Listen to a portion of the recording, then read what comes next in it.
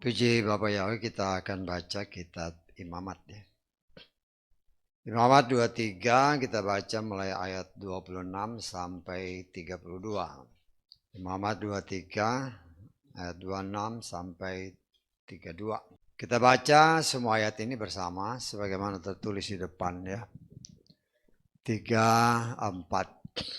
Dan berfirmanlah Yahweh kepada Moshe dengan mengatakan, demikian pula pada tanggal 10 pada bulan ke-7. Itulah hari penebusan.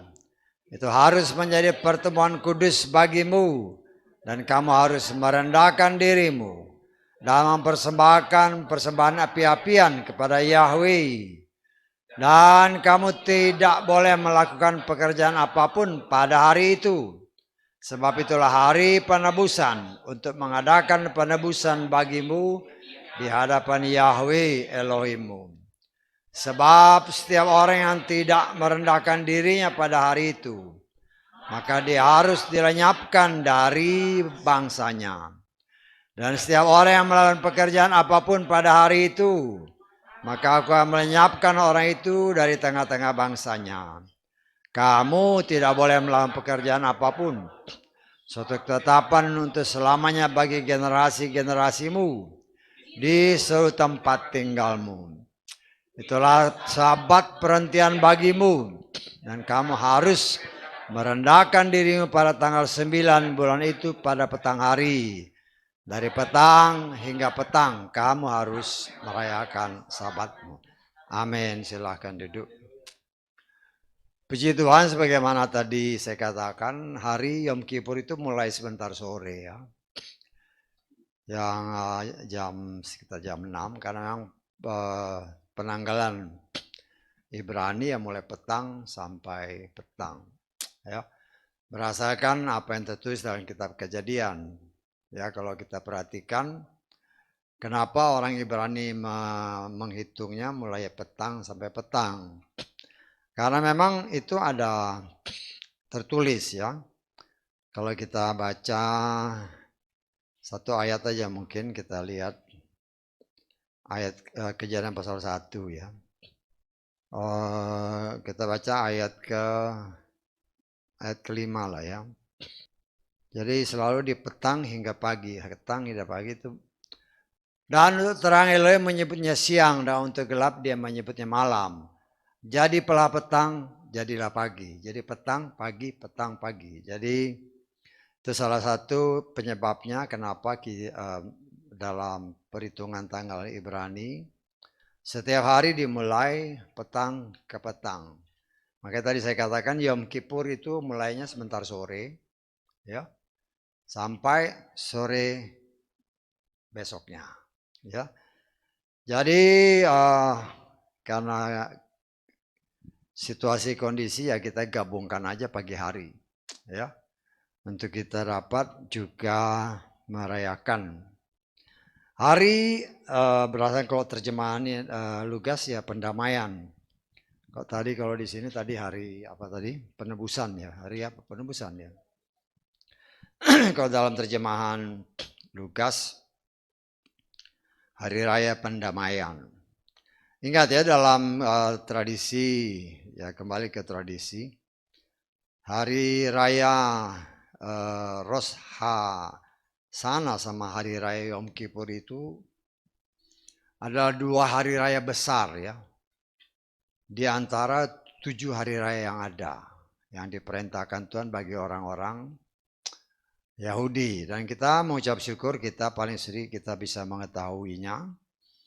Dan kita belajar mempraktekkannya dalam hidup. Ya, karena itu perintah.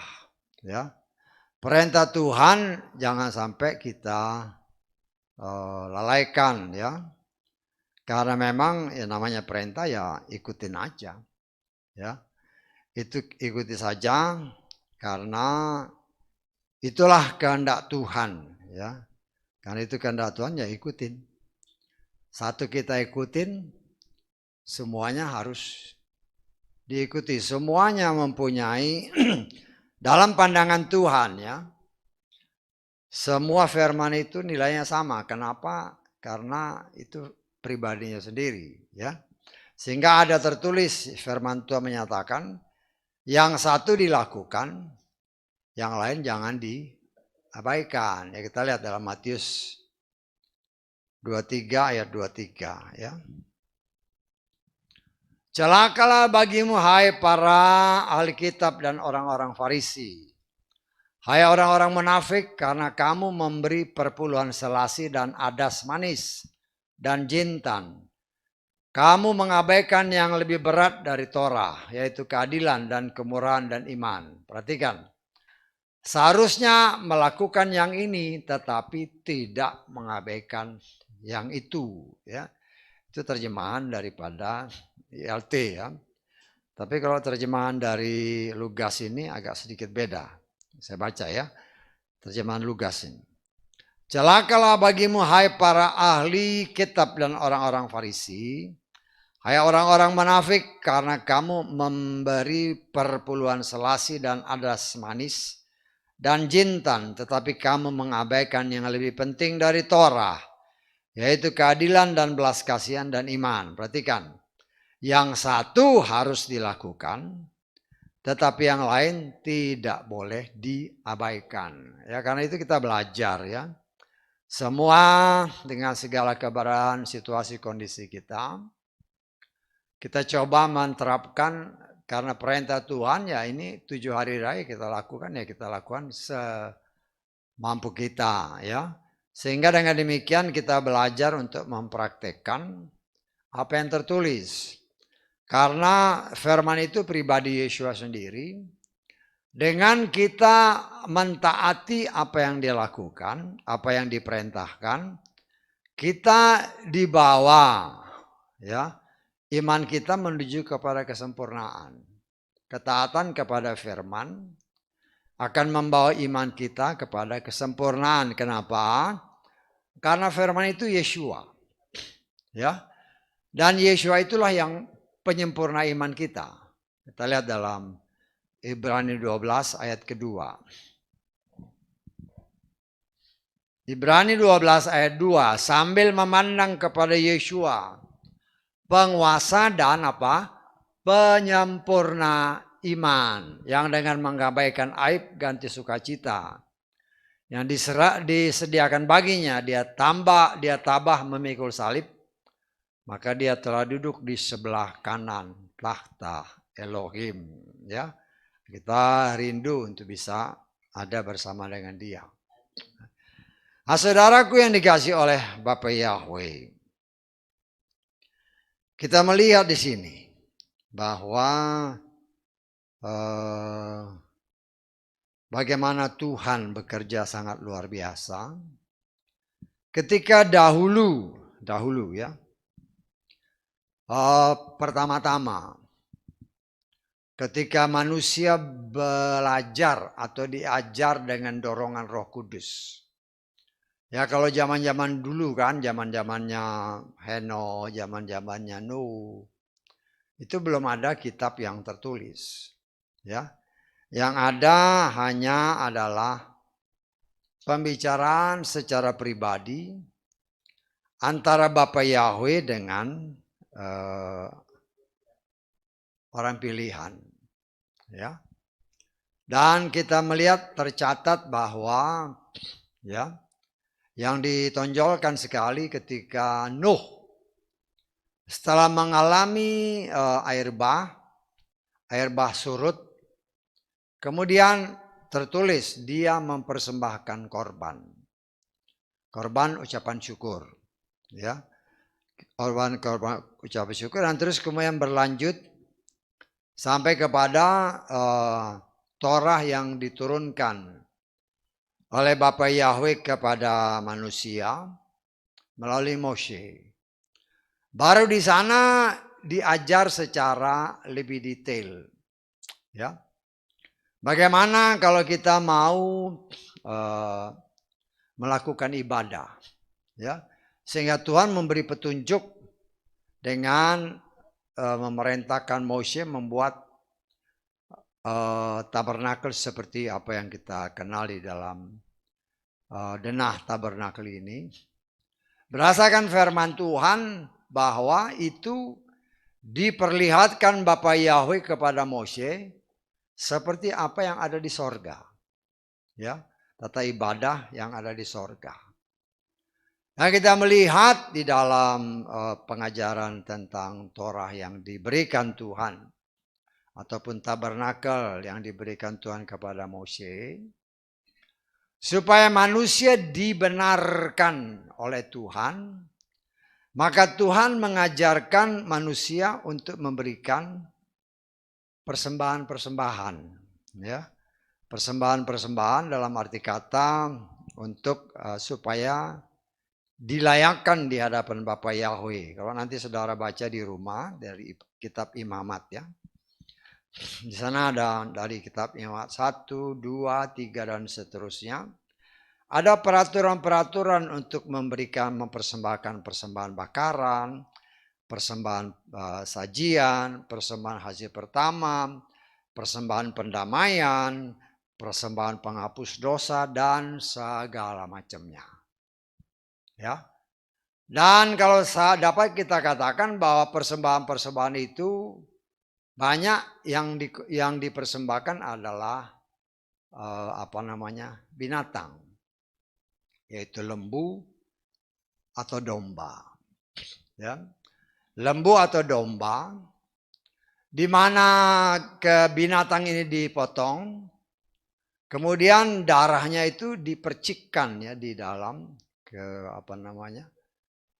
mesbah-mesbah, ya. Jadi itu suatu aturan ketetapan yang memang tertulis. Dan itu, ya, kalau Tuhan berkenan nanti kita belajar masuk ke sana supaya lebih detail lagi kita belajar. Supaya kita mengetahui itulah tata aturan yang Tuhan berikan. Tetapi ingat, Yeshua datang untuk menggenapi apa yang tadinya dilakukan oleh manusia, agar mereka dilayakkan di hadapan Bapa Yahweh. Dahulu mereka harus mempersembahkan korban, artinya memotong korban, darahnya. Ya, kita pernah dibuka tentang kenapa darah. Ya, walaupun banyak orang ya macam-macam pendapat, ya boleh-boleh aja. Kalau saudara tanya kepada banyak orang, khususnya orang-orang yang mengaku diri percaya, kenapa Tuhan mintanya darah? Nah, itu harus bisa dijelaskan secara tertulis, dan saya percaya saya sudah pernah jelaskan ini. Nah, kita lihat nanti bagaimana Tuhan bekerja, ya. Dan kita melihat, ya, firman Tuhan menyatakan, ya, setelah waktunya genap, Tuhan sendiri berbicara, tidak mungkin, ya, lembu, domba, ya, kita baca aja dalam Ibrani pasal ke-10, ya. Kita baca mulai ayat ketiga lah, kita baca ayat ketiga, ya. Ibrani 10 ayat 3. Tetapi dengan hal-hal itu setiap tahun selalu ada pengingat dosa-dosa. Ya, pengingat dosa-dosa. Sebab perhatikan ayat 4.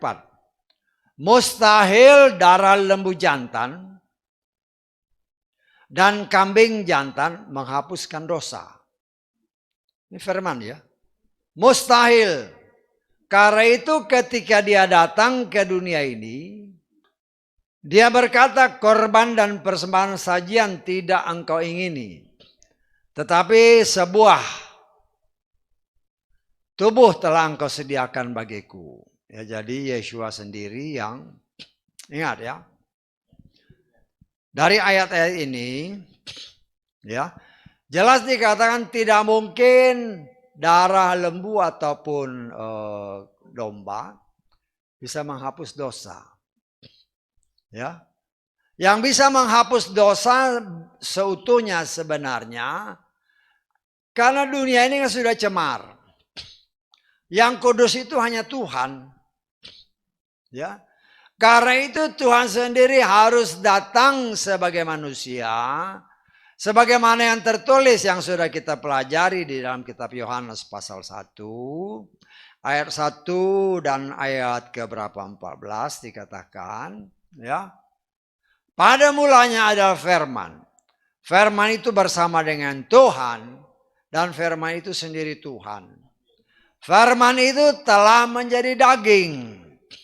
Ya. Nah, firman itu sendiri yang menjadi daging adalah Bapa Yahweh sendiri yang kita kenal sebagai Yeshua. Kenapa? Karena manusia seperti apa yang Tuhan katakan kepada Moshe, kepada bangsa Israel. Ketika Tuhan berbicara dari atas gunung Tuhan, gunung Sinai, ya. Kan Tuhan berbicara. Atau Moshe berbicara kepada umat Israel. Ingat ya, ketika Tuhan berbicara, engkau tidak melihat apa bentuknya. Ya, jadi jangan kita atau jangan umat Israel langsung memikir, oh Tuhan bentuknya kayak begini, kayak begini, kayak begini, kayak begini. Tuhan sudah memperingatkan sebelumnya. Kenapa? Karena Tuhan itu roh. Ada tertulis Tuhan itu roh. Ya. Roh itu tidak bisa kita gambarkan. Ya. Tetapi namanya manusia kepengen terus melihat bagaimana rupa Tuhan. Saya percaya oleh kasih kemurahan Tuhan, kita sudah belajar Tuhan mewujudkan supaya manusia bisa melihat bentuk Tuhan itu kayak gini. Itulah yang kita kenal dengan nama Yeshua. Yahweh Shua. Yahweh yang menyelamatkan. Suatu pribadi yang bisa terlihat. Itu pun sudah terlihat, yang menamakan murid masih nanya, Tuhan kasih lihat Bapak tuh kayak mana? Kasih lihat Bapak itu bentuknya kayak gimana? Kan Yeshua bilang, ya, kamu sudah lihat aku, berarti engkau sudah melihat Bapa. Ya. Dan itulah yang terjadi, dan kita mengucap syukur oleh kemurahan Tuhan. Kita terus-menerus belajar supaya kita mengenal Tuhan kita dengan benar. Ya. Kita tidak membayangkan Tuhan bentuknya kayak begini. Tuhan itu roh. Ya. Walaupun ya dengan daya khayal manusia, ya dibikinlah foto-foto gambar bentuk Tuhan tuh kayak gini. Nah, itu kan mungkin karangan siapa pelukis yang terkenal itu Leonardo da Vinci, ya dia bikin kayak gini ya kita nggak tahu, ya kita nggak tahu apakah bentuknya persis seperti itu. Tetapi memang banyak kesaksian. Ya beberapa tahun yang lalu lah. Ya. Waktu masih zaman orang naik beca-beca, masih banyak beca lah di Jakarta dulu kan. Ada orang, ini kesaksian nyata. Ya, kesaksian nyata. Tukang beca bawa orang. Terus berhenti di gereja. Terus dia masuk, orang itu bilang, ya karena dia suruh tunggu ya dia tunggu kan. Orang ini masuk. Ditunggu-tunggu nggak keluar orangnya. Ya, penasaran tukang beca, ini kesaksian benar ya. Si tukang beca penasaran, ya akhirnya dia masuk ke dalam. Kebetulan memang ada penjaga gereja kan, ya mungkin pendeta kali. Ditanyalah, Bapak nyari siapa? Tadi ada orang Pak, mana beca saya, masuk ke dalam. Nggak ada orang di sini Pak, cuma saya sendiri. Dia masuk kan dia masuk ke dalam gereja gitu. Terus dia lihat, itu Pak orangnya. Dia lihat gambar, itu Pak orangnya. Jadi tapi ya kita nggak tahu ya, bisa aja seperti itu. Ya bisa aja, itu kesaksian ya. Tukang beca itu Pak orangnya kayak gitu. Nah ya dia kaget. Tapi udah lama itu, udah sekitar tahun 70-an ya. Tapi ya mungkin 60-70 karena masih banyak becak sih dulu di Jakarta kan. Itulah pengalaman-pengalaman yang kita bisa lihat. Dan bisa aja memang bentuknya seperti itu. Karena Tuhan itu kan roh. Dia bisa mau menjadi apa ya, dia punya kuasa untuk membentuk dirinya seperti itu. Ya, karena contohnya banyak. Ya, Bapak Yahweh menyertai bangsa Israel keluar dari tanah Mesir. Dia bisa berupa api, dia bisa berupa awan, dia bisa berupa malaikat, dia bisa berupa apa aja, semau dia. Ya, karena kadang-kadang manusia itu ngelihat baru percaya. Makanya Tuhan wujudkan supaya orang percaya. Tapi kita diingatkan terus-menerus bahwa yakinlah sebagai orang percaya bahwa dia itu hidup, dia ada di dalam kita, dia ada dimanapun kita berada. Karena kita anaknya. Ya. Nah saudaraku yang dikasih oleh Bapak Yahweh, kita melihat, kita mengucap syukur. Ya. Apabila kita boleh ya beribadah seperti ini, dan seperti yang saya katakan tadi ya kita juga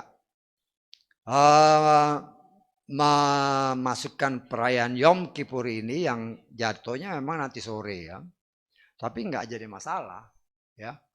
Kita turut merayakan hari pendamaian Yom Kippur.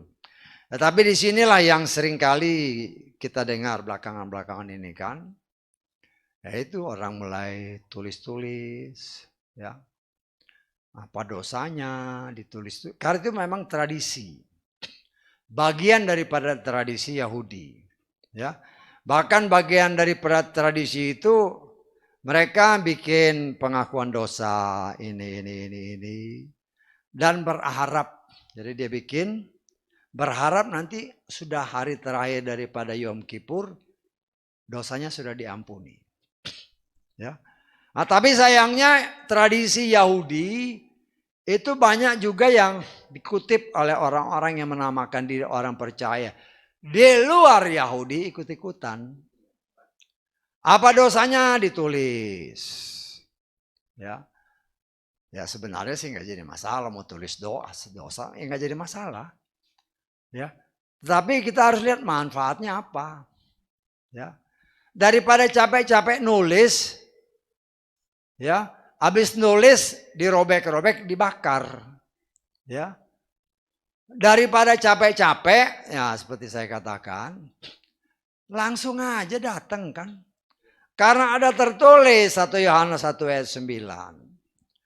Apabila kita mengaku dosa kita, mengaku kan nggak perlu ditulis.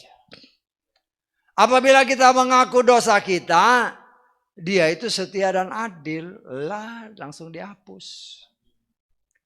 Tetapi kelihatannya supaya kelihatannya lebih wah. Ya, ada sesuatu yang berbeda. Nulislah jemaat. Gembala bilang, tulis. Ya, rajin nulis kan. Rajin nulis. Habis ditulis, ayo kita robek-robek. Habis robek-robek, ayo bakar. Ya. Hal-hal seperti itu ya kelihatannya bagus. Ya. Tapi saya mau katakan bahwa itu sama sekali tidak ada gunanya. Karena itu nggak sesuai firman. Ya. Itu nggak sesuai firman. Ya. Oh itu kan dibakar seperti orang Yahudi dulu dibakar. Hati-hati kalau niru sih boleh aja. Tapi niru yang benar. Ya. Saya harus ingatkan kepada kita semua. Dan saya percaya nanti itu pun akan terjadi ketika bangsa Israel pada waktu yang sudah ditetapkan Tuhan. Kan mereka akan mempersembahkan korban kan. Sapi merah yang sedang dipersiapkan. Saya katakan dan saya mengimani itu apinya dari sorga ya. Bukan dari diceklek itu, enggak. Atau main ceklek sini pakai gas, enggak. Kenapa? Karena itu firman. Dan firman itu banyak contohnya. Baik Salomo ketika dia meresmikan bait suci. Ketika Elia mentobatkan orang-orang Israel. Dan bisa saja, ya bisa saja saya menafsirkan, kan nanti Elia muncul. Bisa saja yang mempersembahkan korban itu Elia. Sebagaimana dahulu pada zaman Ahab dan Isabel. Ketika dia mengumpulkan seluruh orang Yesus, dia potong korban. Setelah dia potong korban, ayo ambil air beberapa ember, tuang semua. Penuhi itu selokan yang di sekeliling persembahan. Supaya orang Yesaya tahu bahwa itu tidak ada api yang tersembunyi. Bisa aja terjadi seperti itu lagi. Karena apinya itu dari sorga. Bukan api yang ayo tulis dibakar. Ayo pakai korek api ceklek. Loh, nggak sesuai firman. Karena saya harus ingatkan itu pun pernah dilakukan oleh anak-anaknya Harun. Ketika anak-anak Harun membakar korban dengan api yang mereka bikin sendiri, mereka dibakar oleh Tuhan. Kita baca aja ya. Imamat pasal 10. Kita mulai baca ayat 1 sampai 2 aja. Nadab dan Abihu, anak-anak Harun, masing-masing mengambil pedupaannya dan mereka menaruh api ke dalamnya lalu membubuhkan dupa di atasnya. Dan mereka mempersembahkan apa? Api asing ke hadirat Yahweh yang tidak dia perintahkan kepada mereka. Maka keluarlah api dari hadirat Yahweh dan melalap mereka. Maka matilah mereka di hadapan Bapa Yahweh. Ya. Jadi jangan hanya oh ini juga dulu dibakar, jadi kertasnya dibakar. Lah bagaimana? Baca firman Tuhan yang benar. Jangan sampai ikut-ikutan tapi salah. Ya. Kalau mau pakai api, tapi api harus dari sorga. Bukan api bikinan manusia. Saya harus ingatkan nanti pada saat kita belajar, kita akan diingatkan kembali. Ya. Ketika korban disiapkan, dibakarkan, api dari sorga ini. Belum kebakar, habis. Apinya ini disimpan. Entah bara api, entah apinya. Kan habis ini korbannya. Tapi apinya tetap disimpan.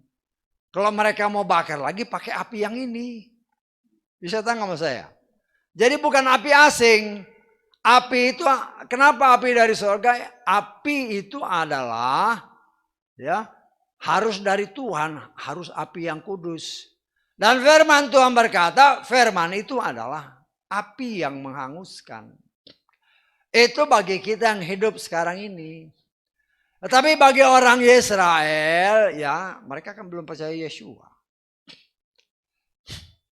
Sehingga akan ada waktunya bahwa mereka akan dicelikkan oleh Tuhan sehingga menerima dan mengakui Bapa Yahweh di dalam Adonai Yeshua Mashiach adalah Tuhan dan Juru Selamat. Sampai sekarang pun ketika mereka bertemu dengan huruf Yod He Waw He, mereka bacanya Adonai. Karena ada tertulis dari 10 perintah itu kan, jangan menyebut nama Yahweh dengan sembarangan. Loh kita ibadah itu nggak sembarangan. Tapi karena itulah yang menjadi sudah dalam pikiran mereka, akhirnya mereka mengubah. Ketika mereka bertemu dengan Yod He Waw He, mereka tidak baca Yahweh, tetapi mereka baca Adonai. Tetapi nanti saya percaya ketika Tuhan memberikan kepada mereka roh yang baru, jiwa yang baru, dan menulis Torahnya dalam hati sanubari mereka, pada saat itu mereka tidak lagi memanggil Adonai, tetapi Yahweh. Dan mereka akan menerima dan mengakui Yeshua itu adalah sungguh juru selamat yang memang sudah Tuhan siapkan. Itu nanti waktunya. Setelah apa? Saya mengimani sesuai tertulis dalam kitab Roma. Setelah bilangan umat pilihan Tuhan di luar Israel digenapkan jumlahnya, baru itu terjadi kepada bangsa Israel. Dan saya percaya yang dimaksud di situ adalah pada saat ini masa yang dikenal oleh banyak orang yang menampakkan diri orang-orang Nasrani bahwa ini masa anugerah. Ya memang anugerah. Kenapa masa anugerah? Karena bangsa Israel menolak Yeshua sebagai Tuhan dan Juru Selamat. Maka mereka menggantung dia di kayu salib. Karena penolakan itu, maka kasih karunia diberikan kepada non-Yahudi. Ya. Tetapi semua itu ada waktunya. Tuhan bekerja dengan waktu. Ya. Tuhan juga bekerja bahwa ini orang pilihan Tuhan, jumlahnya harus genap. Hanya Tuhan yang tahu berapa jumlahnya orang di luar Israel yang akan percaya dan menerima mengakui Yahweh di dalam Adonai Yeshua sebagai Tuhan dan Juru Selamat. Ya. Setelah ini genap, dan Roh Kudus kembali kepada bangsa Israel. Jadi kalau kita melihat perjalanan Roh Kudus itu memang sangat luar biasa. Ya. Dimulai dari Yerusalem. Ada tertulis ketika Paulus mau keliling ke Asia, ada tertulis Tuhan melarang. Jangan pergi ke Asia. Ya. Jangan pergi ke Asia, ya akhirnya mereka, ya kita baca aja ya, supaya mana ayatnya kan gitu. Kisah Rasul 16. Ayat ke-6 mulai. Selagi melintasi Frigia dan negeri Galatia, karena dicegah oleh Roh Kudus untuk memberitakan firman di Asia, maka ketika tiba di Misia, mereka mencoba masuk ke Bitinia, tetapi apa? Roh Kudus tidak mengizinkan mereka. Ya, jadi mereka tidak ke arah, ya, kalau boleh dibilang ke arah timur ya, kan ke Asia ke arah timur atau ke bawah dari Yerusalem, ya mereka pergi akhirnya ke arah barat, ke arah Eropa, ya ke Eropa, muter ke Amerika, baru kan bapaknya ini Yerusalem nih kan, dia muternya begini. Saya percaya di Indonesia antara tahun 60 sampai ya akhir-akhir tahun 2000, tahun 70, tahun 80. Tahun 70, 80 ya, di Jakarta itu ada ribuan persekutuan doa. Ya kenapa ya, dulu kan kita tiap hari keluar itu. Persekutuan di sini, di sini, di sini. Di berbagai macam tempat di mana ada gedung pertemuan, ngumpullah orang beribadah di sana. Pada saat itulah Roh Kudus dicurahkan dengan sangat luar biasa. Tetapi setelah beberapa tahun persekutuan ini jadi gereja. Gereja besar, ya macam-macam gereja lah. Nah kita melihat ini Roh Kudus terus mutar, sudah sampai di Indonesia, dia mulai mutar sampai ke Cina. Di Cina itu kan banyak juga orang Kristen, ya percaya kepada Tuhan. Walaupun itu di sana boleh dikatakan ya negara yang mungkin komunis kali ya, atau ada kepercayaan Konghucu dan segala macam. Dan kalau kita lihat dari media-media sekarang ini, orang-orang yang menamakan diri orang Kristen, dia beribadah di tempat-tempat yang tersembunyi. Mereka orang-orang minoritas yang digencet sedemikian rupa oleh orang-orang mayoritas. Nah, kita melihat ya, tahun 70-an sampai tahun 90-an lah. Di daerah Jazirah Arab itu tidak pernah ada gereja. Nggak ada. Nggak ada gereja. Ya. Ya kebetulan ada saudara yang kerja kapal ya, kapal. kapal kebutuhan di daerah Timur Tengah situ. Di di laut di daerah Timur Tengah. Ya. Itulah cara Tuhan. Memang nggak boleh ada gereja. Tidak ada gereja di daerah Jazirah Arab. Tetapi dengan modernisasi yang luar biasa, teknologi yang luar biasa, mereka bisa dengar dari radio-radio, dari video-video dia dengar. Dan dari situ mulai banyak pertobatan. Dan saya percaya itulah bagian daripada pekerjaan Roh Kudus. Dan kita melihat dengan jelas sampai sekarang di Arab Saudi udah ada gereja. Di Qatar bahkan pemerintahnya meresmikan gereja. Yang beberapa puluh tahun yang lalu tidak mungkin. Tetapi kalau Tuhan sudah bekerja, siapa yang bisa larang? Kenapa? Karena saya percaya di sana pun orang keturunan Abraham banyak. Banyak keturunan Abraham di sana. Ya orang aslinya dari sana kok. Kan banyak keturunan Abraham. Abraham kan ya mungkin ya sebagian jadi orang Israel kan. Tapi yang dari keturunan Ketura, keturunan si Hagar, itu kan banyak di sana. Ya. Dan Tuhan tentunya juga walaupun itu dari Hagar, dari Ketura, itu tetap benihnya dari Abraham. Dengan cara Tuhan, tadinya orang di sana itu tidak mungkin mendengar akan berita Injil. Tidak mungkin ada gereja. Tetapi cara Tuhan yang luar biasa, kenyataan membuktikan sekarang ada. Nah itu kalau bukan karena Tuhan tidak mungkin.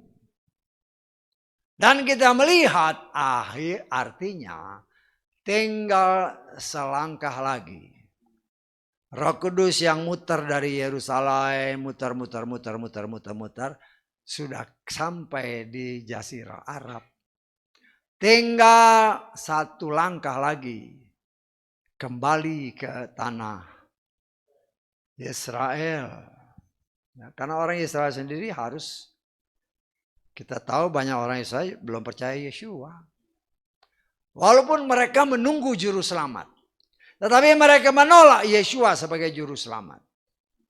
Ya, bahkan beberapa waktu yang lalu mereka bikin anggota-anggota parlemen. Kalau ada orang yang berani memberitakan nama itu, masukin dia ke penjara. Sampai sekarang begitu.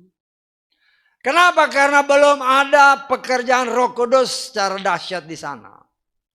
Tetapi waktunya akan tiba ketika bilangan orang pilihan di luar Israel. Ingat yang namanya Israel berdasarkan firman Tuhan. Yang disebut orang Israel adalah hanya dari keturunan Yitzhak atau keturunan dari siapa? Sarah. Kita lihat ya. Roma 9. Ayat ke-6. Roma 9 ayat 6 dan 7. Namun demikian bukan berarti bahwa firman Elohim telah gagal. Sebab, perhatikan ayat ini. Tidak semua yang berasal dari Israel itu Israel. Karena tidak semua anak adalah keturunan Abraham. Tetapi melalui Yitzhak akan disebut keturunan bagimu. Ini firman. Jadi kalau firman Tuhan bilang begini, pasti yang dibilang keturunan Abraham itu ya cuman dari Sarah. Ya. Tetapi karena tetap benihnya benih Abraham, tetap mereka diberkati. Tetap mereka diberkati. Dan saya percaya di antara mereka ada yang pasti memperoleh kasih karunia dan keselamatan.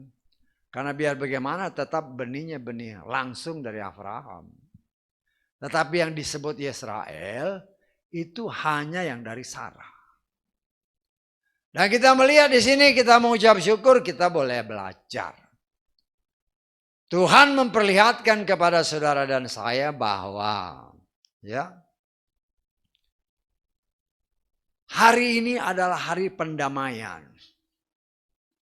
Di mana Tuhan sendiri pada hari Yom Kippur yang akan jatuh waktunya ya pas nanti sore.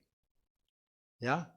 Dengan cara mempersembahkan korban terjadilah pendamaian antara Tuhan dengan manusia. Tuhan memberikan inisiatif kepada manusia supaya terjadi pendamaian, diajarin persembahkan korban. Nah, tapi kitab Ibrani tadi, lembu dan domba tidak bisa menghapus dosa. Karena itu Tuhan sendiri turun sebagai Yeshua. Karena itu Yeshua sendiri dikatakan oleh firman Tuhan.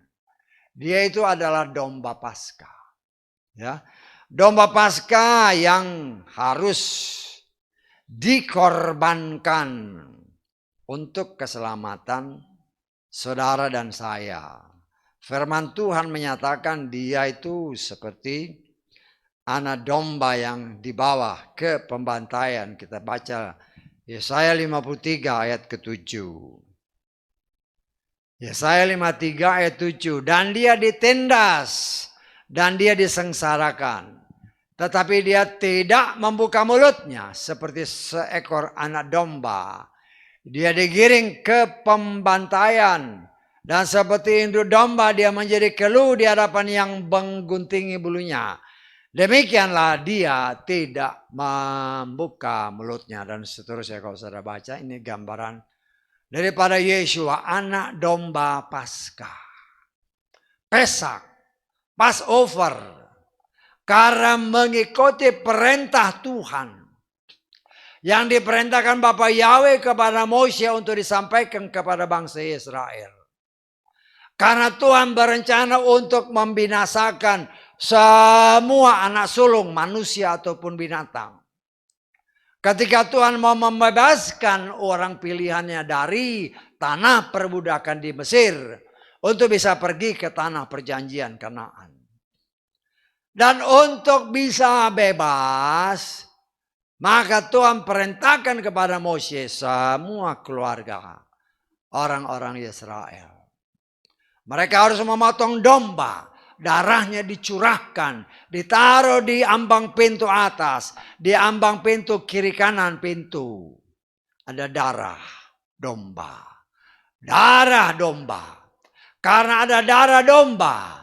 Ketika malaikat maut mengelilingi seluruh tanah Mesir.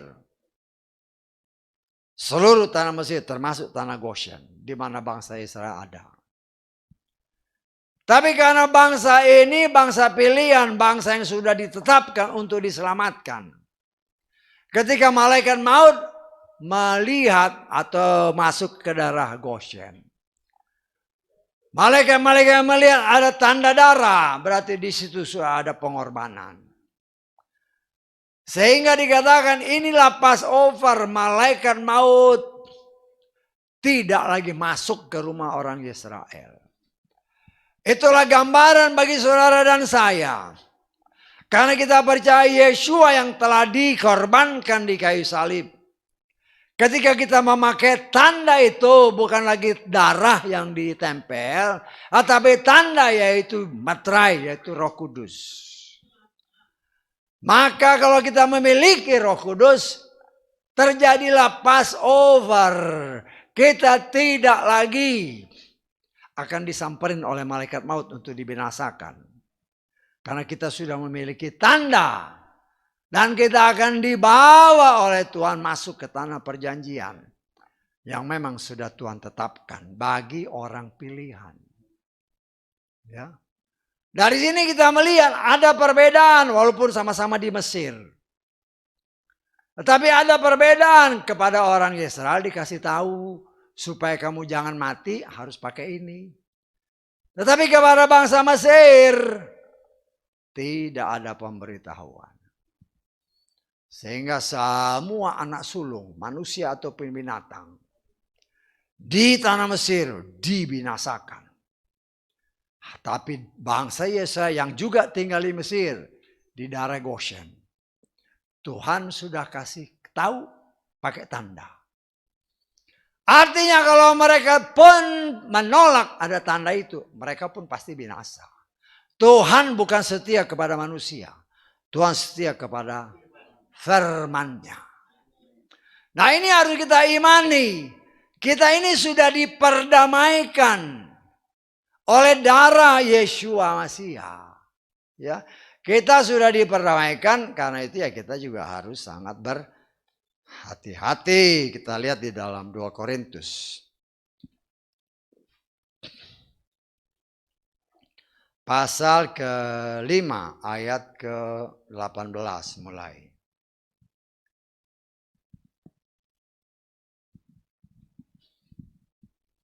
Segala sesuatu berasal dari Elohim yang melalui Yeshua Masiha, perhatikan, telah mendamaikan kita dengan dirinya dan telah memberikan pelayanan pendamaian itu kepada kami. Seperti halnya bahwa Elohim ada di dalam Masiha ketika mendamaikan dunia dengan dirinya dengan tidak memperhitungkan pelanggaran-pelanggaran mereka kepada mereka, dan dengan menempatkan firman pendamai itu di dalam kami. Ya, jadi oleh Masiha, orang yang percaya kepada Yeshua Masiha, yaitu pribadi Bapa Yahweh sendiri yang telah dikorbankan untuk keselamatan kita. Apabila kita percaya, maka darah yang tercurah di Golgota 2000 tahun yang lalu itu mendamaikan kita dengan Bapa Yahweh. Bukan karena kita, tetapi inisiatif Tuhan. Bukan inisiatif manusia, tetapi inisiatif Tuhan. Tuhan kasih tahu, kalau engkau percaya kepada darah ini, bukan darah lembu, bukan darah domba, tetapi darah Tuhan sendiri yang dicurahkan ketika Dia, firman itu menjadi daging, kata kitab Yohanes. Sehingga darahnya dicurahkan. Saudara dan saya yang percaya memperoleh kasih karunia dan keselamatan.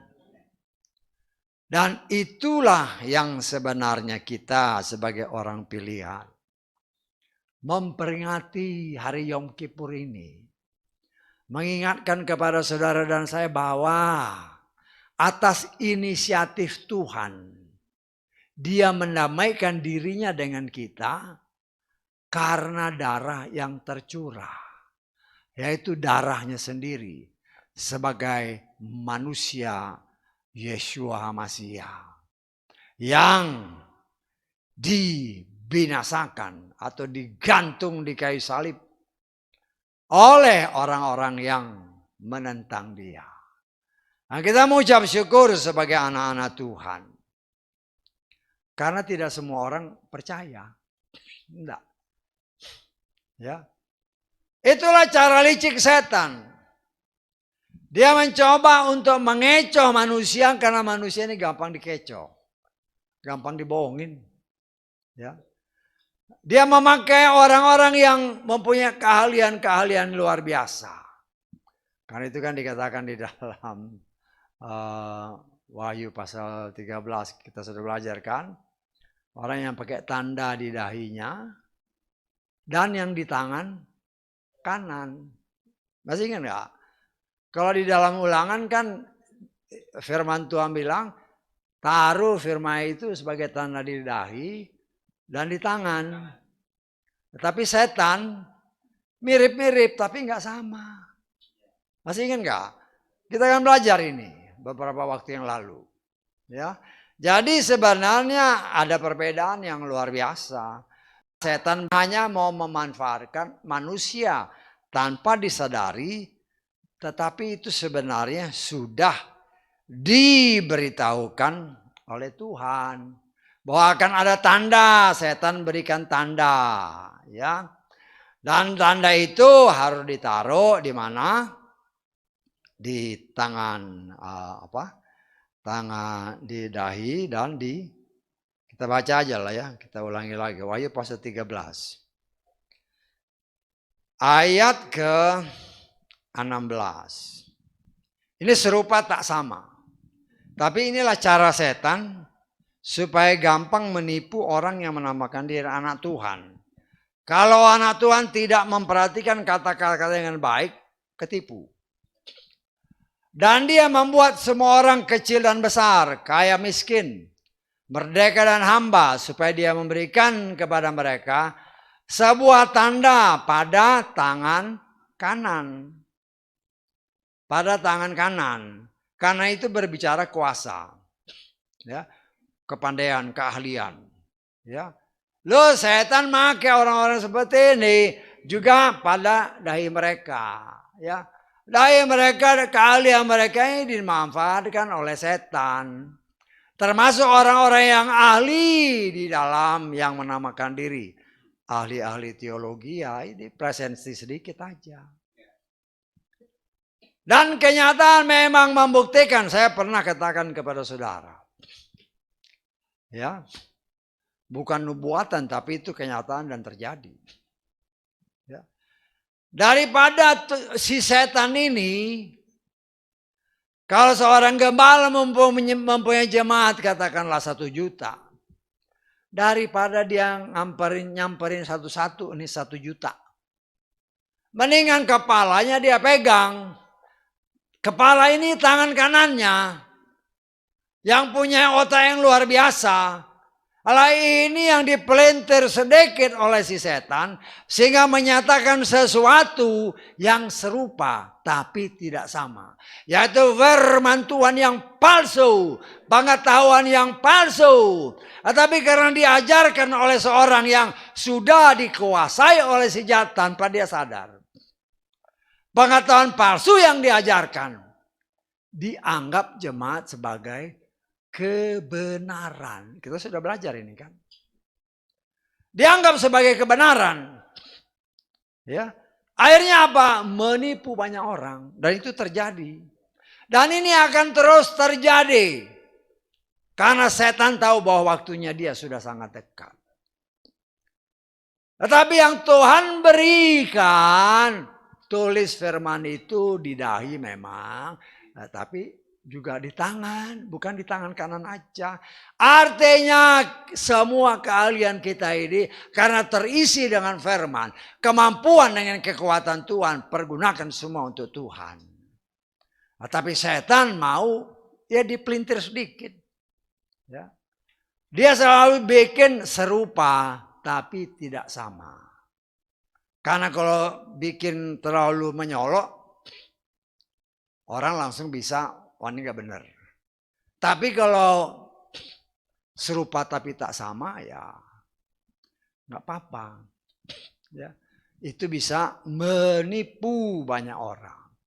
Dan memang dalam kenyataan itulah yang terjadi di dalam kehidupan mereka yang menamakan diri anak-anak Tuhan.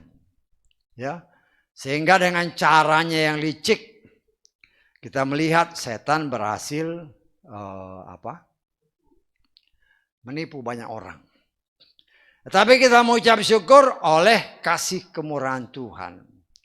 Dia mengajarkan kepada saudara dan saya supaya kita tidak tertipu dengan ajaran-ajaran si setan. Ya. Tetapi banyak orang yang tidak menyadari.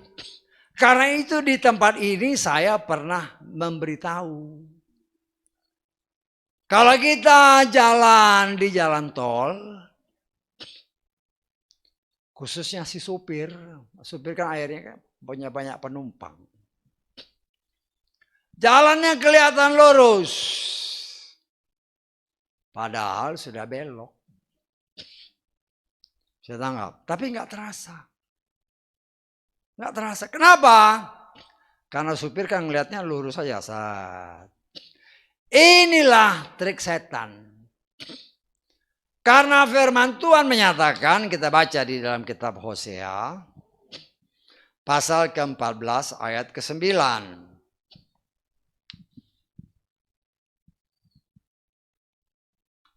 Siapakah yang bijaksana dan memahami semuanya ini? Yang memahami dan mengetahuinya. Perhatikan ayat selanjutnya. Sebab jalan-jalan Yahweh adalah lurus Dan orang benar akan menjalani di dalamnya, berjalan di dalamnya.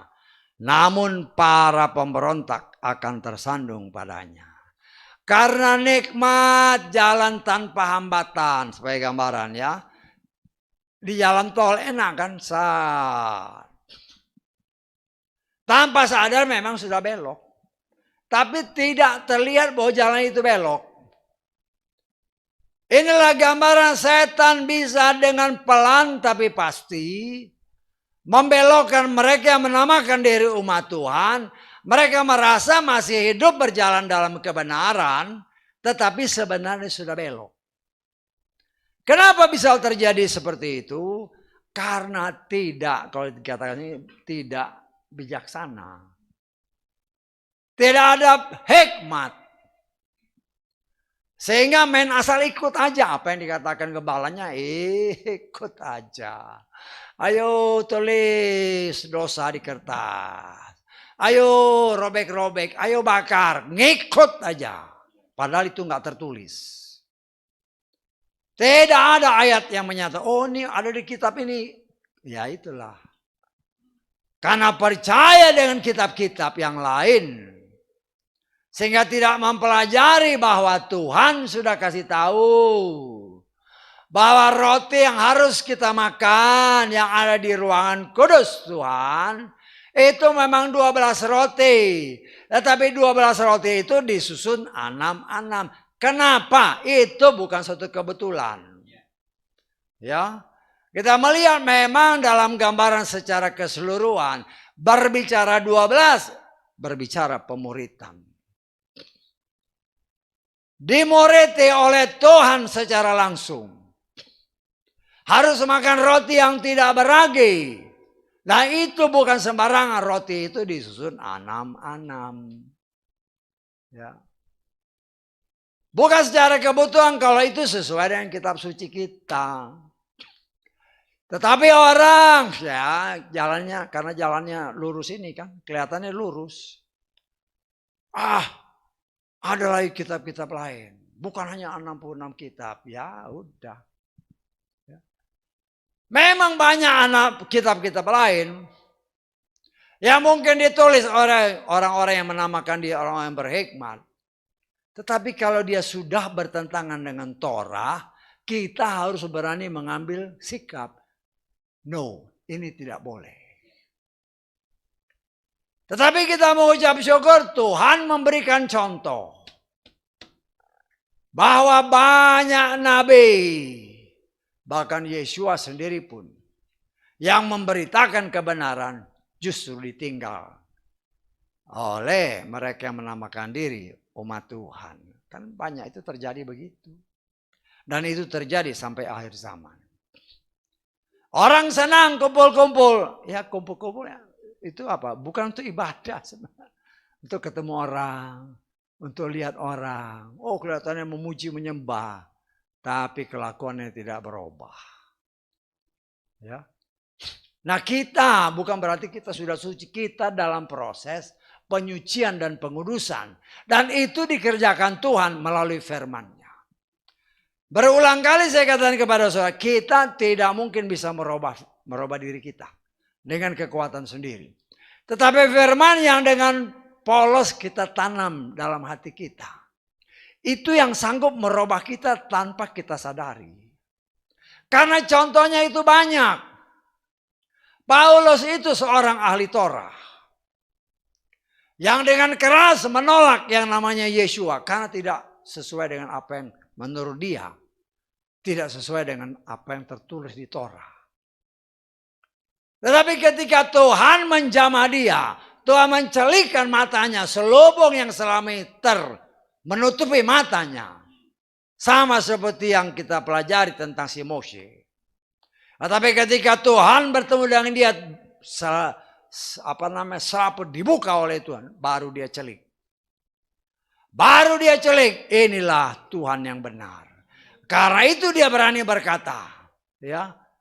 Dahulu pengetahuan dia sebagai seorang ahli Torah itu sampah. Nah, sayangnya, si Paulus aja kelihatannya membatalkan Torah. Tidak. Paulus itu tidak membatalkan Torah. Tetapi semua yang sudah digenapi oleh Torah atau oleh Yeshua, ya itu nggak perlu dilakukan, ya. Karena banyak orang yang di luar sana menganggap bahwa Paulus itu menentang Torah, ya. Ada ayatnya soalnya. Kita baca di dalam Roma pasal 3. Ayat ke-31. Jadi jangan sampai kita tertipu ya, karena banyak di luar sana, Paulus saja menentang Torah. Demikian, apakah kami meniadakan Torah melalui iman? Tidak mungkin. Sebaliknya apa? Kami meneguhkan Torah. Ini Paulus, dia ahli Torah. Tapi apa yang dahulu diajarkan oleh Torah, banyak yang sudah digenapi oleh Yeshua. Apa yang sudah digenapi, ya nggak perlu lagi diikutin. Termasuk korban-korban itu. Termasuk bakar-bakar itu, apalagi bakar kertas. Bakar kertas pakai api yang dibikin sendiri, ada tertulis, kau pakai api sembarangan, mati. Itu mati ya. Jadi kita harus peka, bukan main asal ikut-ikutan. Ya mungkin di luar sana ada yang dengar-dengar, lo cari ayatnya, ada nggak ayatnya? Jangan main ikut-ikutan. Siapapun gembalamu, mungkin gembala besar. Jangan main ikut gembalamu itu tidak bisa menyelamatkan. Tapi yang bisa menyelamatkan adalah taat kepada firman, yaitu Yeshua. Kita akan selamat. Kalau taat kepada manusia ya sudah. Ini zamannya di mana Hamasya palsu dimunculkan dengan sangat luar biasa. Untuk apa? Untuk menguji saudara dan saya, kita orang pilihan Tuhan. Kita itu lebih taat kepada firman atau lebih taat kepada manusia. Dan kenyataan membuktikan. Mereka yang menamakan diri orang pilihan, banyak lebih ikut apa kata gembalaku. Bukan gembala agungku, tapi gembalaku. Ya sudah. Tapi kita tidak perlu kecewa. Ya. Yang sedih itu, bukan kita sedih ya. Tuhan itu lebih sedih. Karena ada tertulis Tuhan mau semua selamat.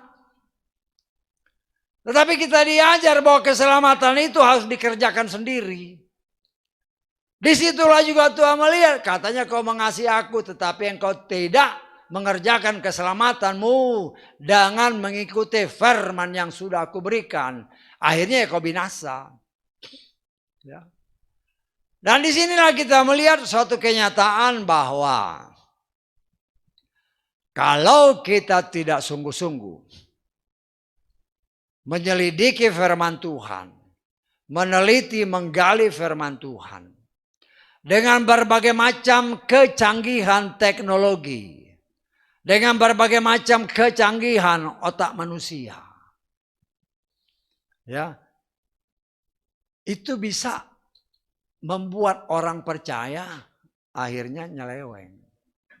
Karena itu jelas dikatakan dalam kitab Matius, apabila mungkin ya, orang pilihan pun disesatkan.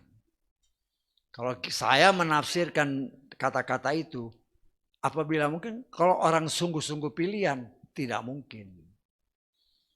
Tetapi buktikan bahwa kita orang pilihan. Dengan cara apa? Belajar mentaati apa yang tertulis. Bukan apa kata gembala. Termasuk apa kata saya ini. Bukan. Hati-hati. Dengar ini benar nggak nih? Kalau benar ya ikutin. Kalau nggak benar ya buat apa diikutin? Saya bukan juru selamat. Tetapi saya dipakai oleh Tuhan untuk menyampaikan apa yang tertulis. Karena yang tertulis itu yang dapat menyelamatkan kita. Termasuk saya, saudara dan saya. Kita sama-sama bergandengan tangan. Ya mungkin oleh kasih kemurahan Tuhan buka banyak rahasia melalui saya. Terus kita bagikan, kita koreksi sama-sama. Kalau itu benar, praktekkan. Kalau itu tidak benar, tinggalkan. Ya. Supaya kita benar-benar hidup di dalam kebenaran yang sejati. Bukan kebenaran manusia. Tidak ada yang benar, seorang pun tidak. Kata firman Tuhan. Hanya Tuhan yang benar. Akulah jalan, kebenaran dan hidup. Nah itulah yang harus kita ikuti. Karena itu betapa hati-hatinya engkau dan saya harus hidup. Dia begitu baik. Dia yang mendamaikan kita. Dengan mengorbankan dirinya sendiri. Mencurahkan darahnya untuk keselamatan kita. Dan tidak cukup saja sampai situ. Dia berikan jalan, ini loh jalannya kalau mau selamat. Ya tergantung kita. Seutuhnya tergantung kita. Nah, saya terus-menerus mengingatkan kita semua. Suamimu tidak bisa menyelamatkan engkau. Istrimu tidak bisa menyelamatkan engkau. Orang tuamu tidak bisa menyelamatkan engkau. Kakak adikmu tidak bisa menyelamatkan. Yang bisa menyelamatkan hanya engkau pribadi. Bagaimana? Ya taati firman. Karena ada tertulis, kerjakanlah keselamatanmu sendiri. Nah, kita belajar mengikuti. Walaupun ketika kita mengikuti firman, kenyataan membuktikan daging kita sulit sekali menerima.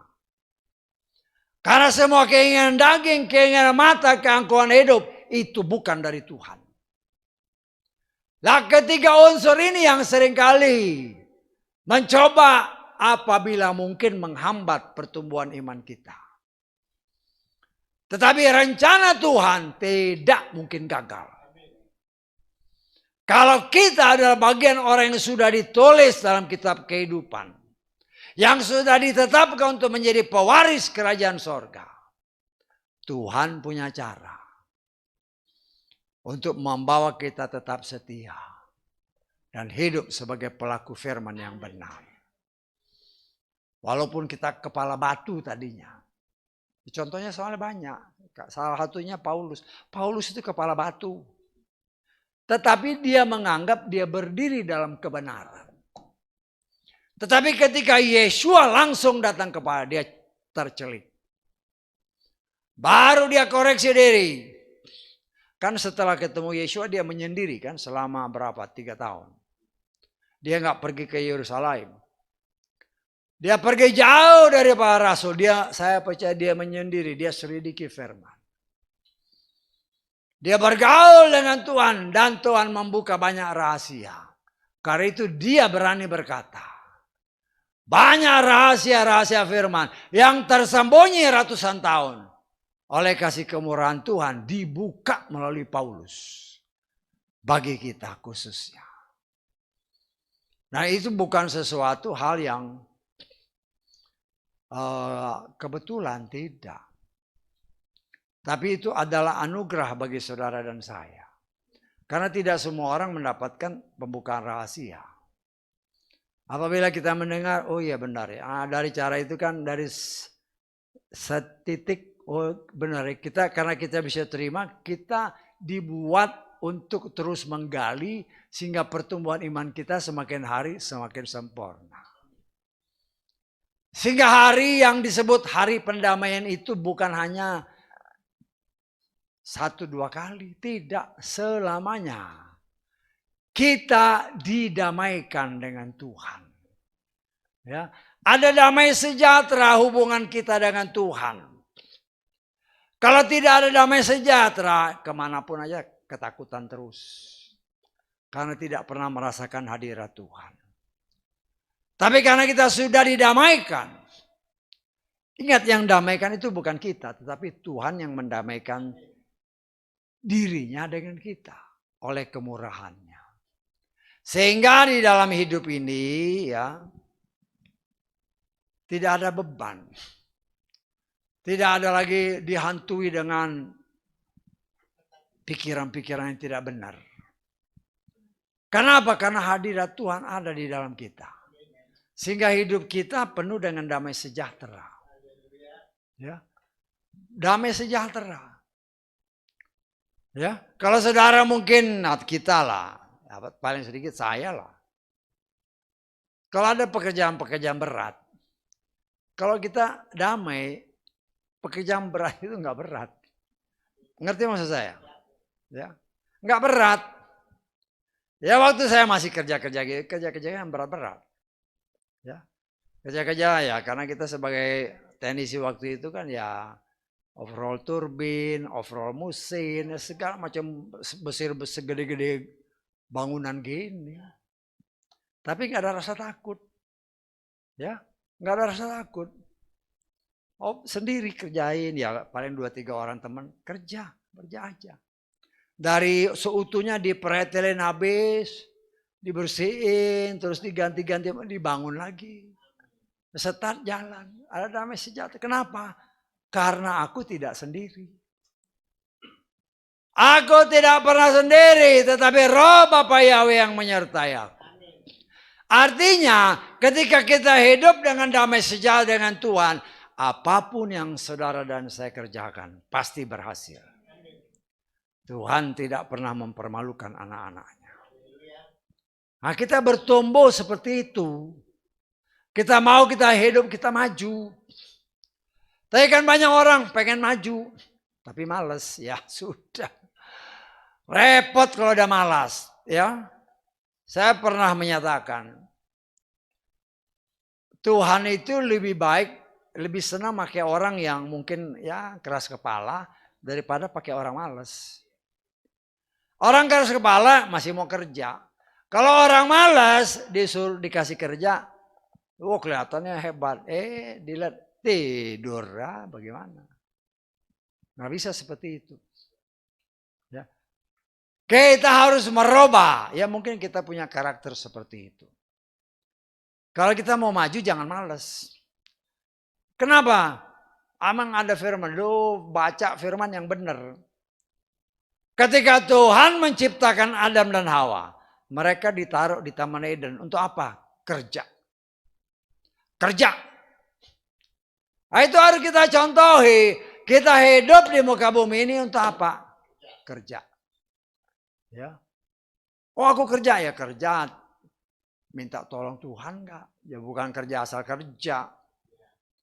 Karena pekerjaan itu akan berhasil kalau kita bekerja sesuai kehendak Tuhan dan untuk Tuhan. Karena itu kan semua janjinya. Bekerjalah seperti untuk Tuhan.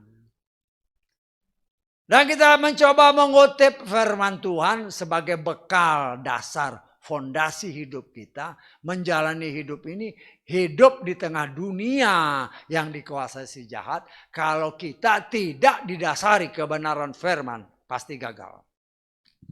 Pasti gagal. Nah, tapi kalau kita berjalan di dalam fondasi yang benar, yaitu kebenaran Tuhan, Dia yang akan memproteksi kita. Karena setan itu berusaha untuk menggagalkan semua pekerjaan manusia. Baik manusia di luar Tuhan maupun di dalam Tuhan. Dia berusaha membuat semua gagal karena itu rencana dia. Setan cuma punya 3 tugas, mencuri, membunuh, membinasakan.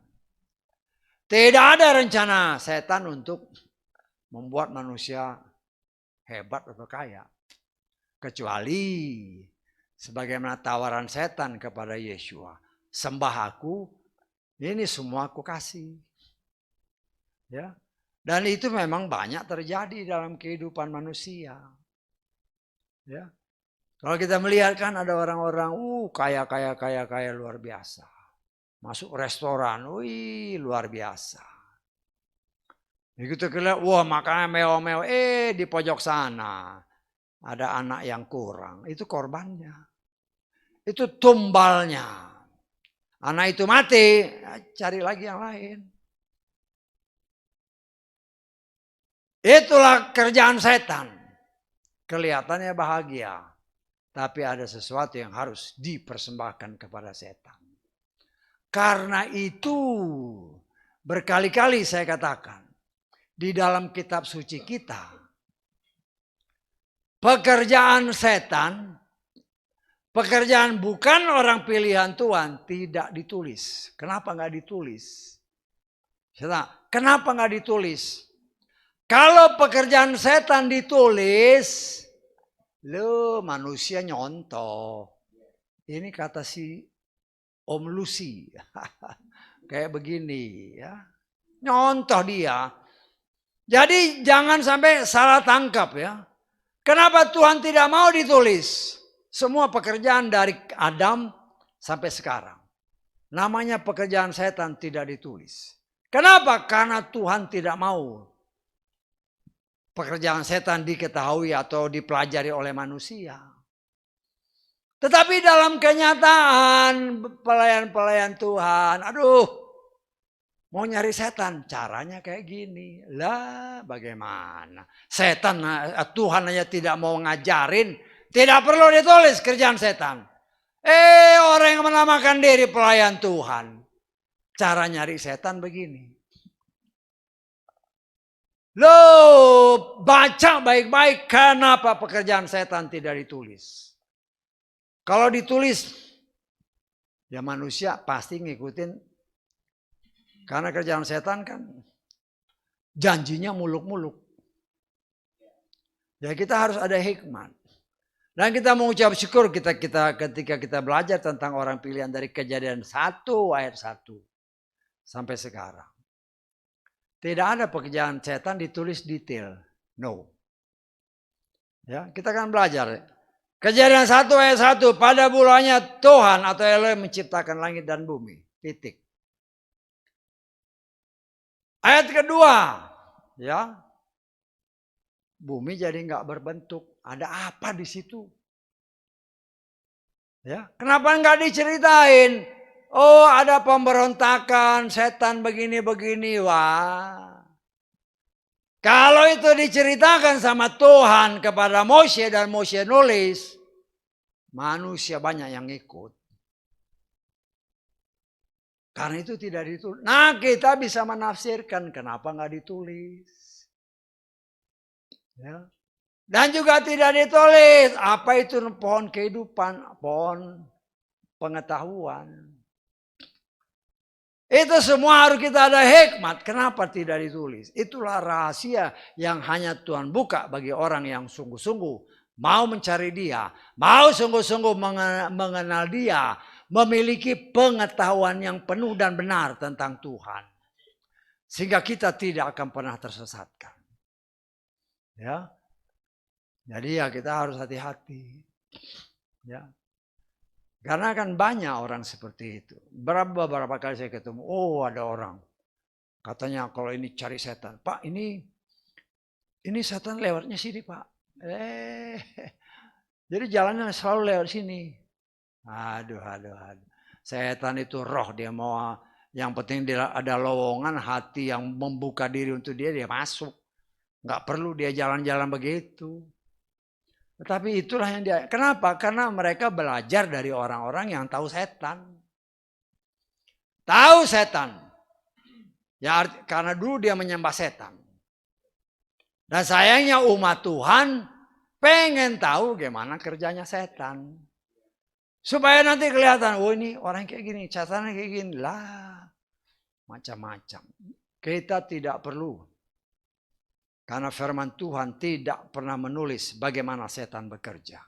Hanya dia katakan setan itu mencuri, membunuh, dan membinasakan. Yang harus kita tahu bagaimana jalan yang Tuhan tetapkan. Itu yang harus kita tahu. Supaya kita memiliki pengetahuan dan pengenalan yang penuh dan benar tentang Tuhan kita. Yang menjanjikan keselamatan. Karena itu saudaraku yang dikasihi oleh Bapa Yahweh. Perjuangan kita. Saya percaya tidak lama lagi. Ya, sebagaimana apa yang kita pelajari. Waktu kedatangan Tuhan sudah sangat dekat. Roh Kudus sudah sampai ke Jazirah Arab. Ya. Negara-negara Arab yang banyak orang keturunan Abraham. Banyak yang bertobat. Itu salah satu tanda. Ya. Dan dari apa yang Tuhan sudah kasih tahu, ini loh tanda-tanda kedatangan. Kita sudah dibuka. Hanya yang menjadi masalah sekarang, seberapa siapkah kita ketika dia datang. Nah itu tergantung kita masing-masing. Ya. Jangan, aduh saya punya ini masih belum, ini belum. Ya doain aja. Doain aja. Tuhan itu sanggup merubah orang seketika. Seketika. Oh, nah, siapa sih Paulus itu seketika aja kan ceklek. Jadi seketika kalau memang dia pilihan. Karena itu tugas kita ya apabila ada kesempatan kita berita, kalau ada celah untuk masuk beritakan. Kalau sudah diberitakan ya tunggu hasilnya. Ya. Seperti yang tadi kan disaksikan, ada firman yang ditabur. Nah, itu bagaimana responnya dia kan? Aku menanam kata Apolos, kata si Paulus. Apolos nyiram. Tapi yang menumbuhkan itu Tuhan. Kita bisa beritakan firman, itu bagianku kata kesaksian tadi kan. Ya. Nah, bagaimana orang itu sendiri? Kalau dia ada kerinduan, dia coba gali apa sih yang tadi si tante itu ngomong apa sih. Tetapi kalau enggak, ya sudah benih yang ditabur, memang dia harus mati. Tapi kalau nggak pernah disiram-siram, ya mati beneran. Saya tahu nggak? Tetapi kalau ada kerinduan, dia mau cek apa sih bener nggak itu. Nah, cara Tuhan, dia akan tumbuh. Begitupun dalam kehidupan kita sehari. Kita rindu keluarga besar kita dimenangkan. Tetapi kita punya keterbatasan. Tetapi Tuhan yang saudara dan saya sembah, dia tidak terbatas. Dan Tuhan kenal. Dia kenal keluarga kita. Keluarga dekat kita dia kenal. Ya kita doain aja. Ya terserah Tuhan. Kalau memang mereka pilihan, Tuhan punya cara untuk membalik. Karena ada tertulis, Bapak pilihan, Ibu pilihan. Tetapi ada tertulis, aku mengasihi Yakub, tetapi membenci Esau. Bapak Ibu pilihannya, tapi anak kembar yang satu dikasihi, yang satu dibenci. Itu sudah tertulis sebagai pengajaran bagi kita, ya. Lakukan apa yang dapat kita lakukan. Doakan, apabila mungkin taburkan firman. Selanjutnya, percayakan kepada dia. Yahweh di dalam Adonai Syamasiah. Kalau Tuhan berkenan dengan cara dia, Tuhan sanggup merubah hati siapapun. Siapapun. Tetapi kalau bukan kehendak Tuhan. Nah, kalau bukan kehendak Tuhan gak bakal jadi. Ya. Kalau bukan kehendak Tuhan, saya pernah mengajarkan kepada saudara. Berdoa yang benar, harus ini. Pasti dapat. Jangan maksa Tuhan. Kan ada orang yang ngajar gitu. Mau ini, berdoanya begini. Ya, bagus sih diajarin. Belum berhasil. Berdoa lebih sungguh. Ulang lagi. Kok maksa Tuhan. Ada tertulis. Itu bukan kata saya, ada tertulis. Ketika Yeshua berdoa, Bapa bila engkau berkenan, lalukan cawan ini daripadaku. Itu permintaan Yeshua. Permintaan Yeshua. Tetapi karena Bapa Yahweh mau dia minum, ya nggak bisa. Setangguh saya. Itu kan firman Tuhan.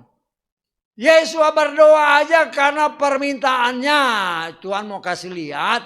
Permintaannya tidak sesuai rencana Bapa. Nggak bisa, kau harus minum. Jadi jangan sampai kehendak kita. Tapi jadilah kehendak Bapa. Sehingga dengan demikian kita juga bertumbuh sesuai kehendak Tuhan. Kita mengasihi semua orang, tetapi ingat Tuhan yang menciptakan mereka juga lebih mengasihi dari kita mengasihi mereka. Bisa tangkap maksudnya? Kita mengasihi orang kan? Tapi ingat Tuhan yang menciptakan juga mengasihi mereka lebih dari kita. Kita mau mereka selamat, apalagi Tuhan. Bahkan dia berkata, aku mau selamat-selamat. Aku mau semua selamat. Tapi bagaimana responnya? Karena itu saudaraku, biarlah di dalam hari pendamaian ini kita ingat. Bapa Yahweh di dalam Adonai Yeshua sangat mengasihi kita. Dia sudah mendamaikan kita, jangan kita mengecewakan. Apa yang sudah dia kerjakan untuk keselamatan kita. Kalau kita bisa membagi keselamatannya bagi orang-orang di sekeliling kita, khususnya saudara kita. Bagikan.